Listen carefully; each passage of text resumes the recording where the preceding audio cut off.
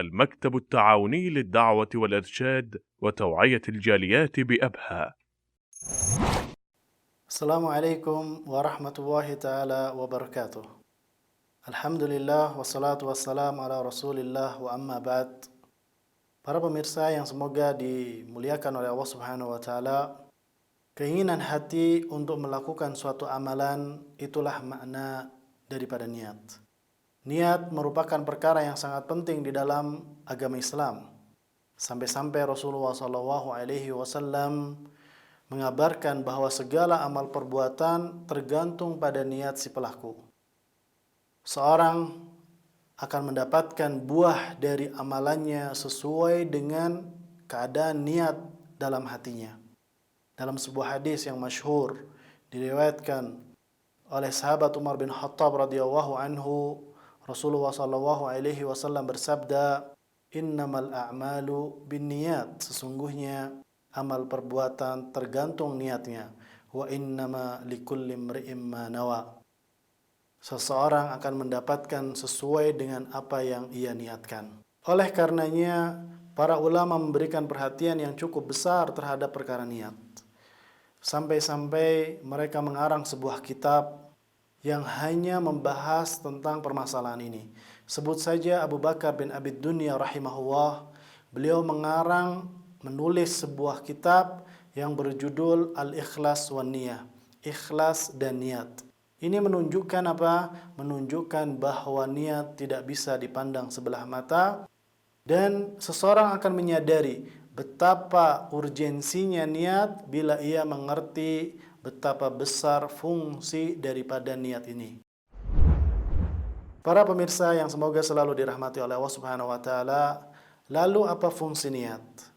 Al-Hafidh Ibnu Rajab Al-Hambali rahimahullah menyebutkan dalam kitab beliau Jami'ul Ulum wal Hikam mengenai fungsi dari niat, bahwa fungsi dari niat ada dua. Yang pertama, membedakan antara satu ibadah dengan ibadah yang lain, atau membedakan antara ibadah dengan kebiasaan. Kemudian yang kedua, membedakan tujuan seseorang di dalam beribadah. Jadi apakah seseorang beribadah hanya mengharap wajah Allah Subhanahu wa taala atau selainnya? Misal ingin mendapatkan pujian atau ingin mendapatkan sanjungan dari orang lain. Membedakan antara satu ibadah dengan ibadah lain, contohnya salat 2 rakaat itu banyak. Ada salat yang wajib dan tak sedikit salat sunnah yang 2 rakaat. Kita ambil contoh salat qabliyah subuh dengan salat subuh. Keduanya berjumlah 2 rakaat, tata caranya pun sama, jumlah rukuknya, jumlah sujudnya, sama-sama diawali dengan takbiratul ikhram dan diakhiri dengan salam.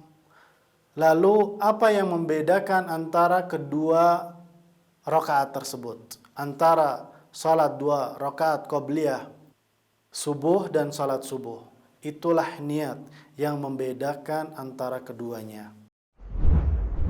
Atau membedakan antara ibadah dengan kebiasaan. Misal mandi junub dengan mandi biasa. Dari segi tata cara sama. Sama-sama mandi, sama-sama mengguyurkan air ke seluruh badan, sama-sama pakai sabun, sama-sama keramas. Lalu apa yang membedakannya? Yang membedakannya adalah niat. Jadi amalan yang pada asalnya kebiasaan bisa bernilai ibadah jika diniati ibadah. Kemudian para pemirsa yang semoga selalu dirahmati oleh Allah Subhanahu wa taala, fungsi niat yang kedua adalah membedakan tujuan seseorang dalam beribadah. Maka pembahasan inilah yang sering kita kenal dengan istilah ikhlas. Jadi apakah seseorang tatkala beribadah kepada Allah Subhanahu wa taala ikhlas lillahi ta'ala, ikhlas karena Allah Subhanahu wa ta'ala, atau hanya mengharap perhatian manusia. Dan kita tahu bahwasanya Allah Subhanahu wa ta'ala tidak akan menerima amalan seorang hamba melainkan yang dilakukan ikhlas mengharap keridhaan Allah Subhanahu wa ta'ala semata. Karena Allah Subhanahu wa taala Maha Kaya, Dia tidak butuh persekutuan di dalam peribadatan kepadanya. Dalam sebuah hadis qudsi, Allah Subhanahu wa taala berfirman, "Ana aghna syuraka'i anni syirk man amila amalan asyraka fihi ma'i ghairi taraktuhu wa syirkah." Aku sangat tidak butuh sekutu. Siapa saja yang beramal menyekutukan sesuatu denganku, maka aku akan meninggalkan dia dengan syirknya. Hadis riwayat Muslim. Kemudian para pemirsa yang semoga dirahmati oleh Allah Subhanahu wa taala, fungsi niat yang kedua ini pula yang sering dimaksudkan dalam perkataan-perkataan ulama salaf, ulama-ulama terdahulu, seperti perkataan seorang alim Abdullah bin Mubarak rahimahullah. Beliau berkata, "Rubba amalin saghirin tu'azzimuhu an-niyah, wa rubba amalin kabirin tusaghiruhu an-niyah." Boleh jadi amalan yang sepele menjadi besar pahalanya disebabkan karena niat. Dan boleh jadi amalan yang besar menjadi kecil pahalanya karena niat pula. Jadi para pemirsa yang dirahmati oleh Allah Subhanahu wa taala, fungsi niat yang kedua ini kita dapat menyimpulkan bahwa niat akan mempengaruhi kadar pahala seseorang hamba. Semakin murni keikhlasan seorang hamba, semakin besar pula pahala yang akan ia terima. Walaupun amalan yang ia lakukan ringan dan sepele.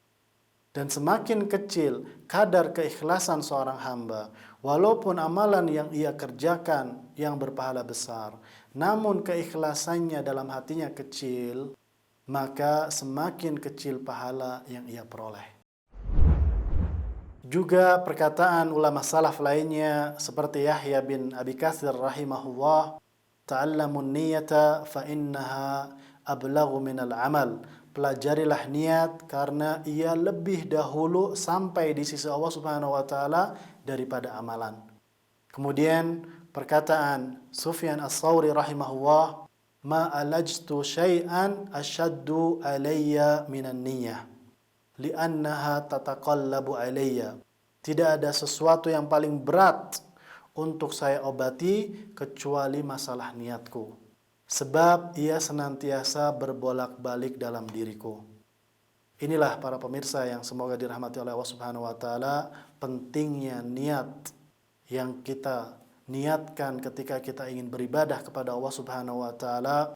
Kita niatkan semua amalan hanya mengharap ridha Allah Subhanahu wa taala, sehingga kita akan mendapatkan pahala dari apa yang telah kita kerjakan di dunia ini.